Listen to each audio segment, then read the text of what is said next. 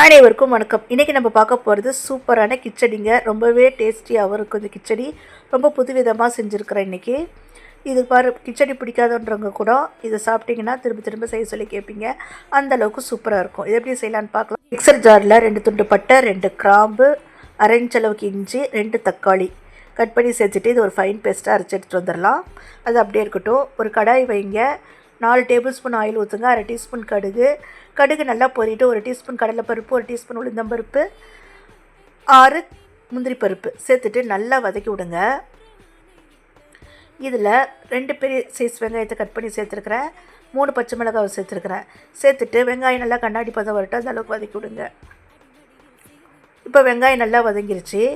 நம்ம அரைச்சி வச்ச மசாலாவை சேர்த்துடலாம். சேர்த்துட்டு நல்லா கலந்து விட்டுட்டு ஒரு கைப்பிடி கேரட், ஒரு கைப்பிடி பீன்ஸ் சேர்த்துட்டு அதையும் நல்லா வதக்கி விடுங்க. இன்றைக்கி நான் 1 கப் ரவைக்கு 3 கப் தண்ணி சேர்த்துருக்குறேன். இந்த கிச்சடி கொஞ்சம் தளர்வாக தான் இருக்கும். அது தளர்வாக இருக்கிறதுனால ரொம்ப டேஸ்ட்டாகவும் இருக்கும். இப்போ நல்லா தண்ணி கொதிச்சிருச்சு, காய்ங்கெல்லாம் வெந்துருச்சு. ரவையை கொட்டுங்க. கொட்டிட்டு நல்லா கிளறிட்டு அடுப்பை சிம்மில் வைங்க. 1 டேபிள் ஸ்பூன் ஃபுல்லாக நெய் ஊற்றுங்க.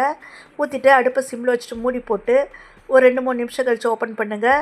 சூப்பரான கிச்சடி தயார். இந்த வீடியோ உங்களுக்கு பிடிச்சதுன்னா லைக் பண்ணுங்கள், ஷேர் பண்ணுங்கள், சப்ஸ்கிரைப் பண்ணுங்கள். நன்றி, வணக்கம்.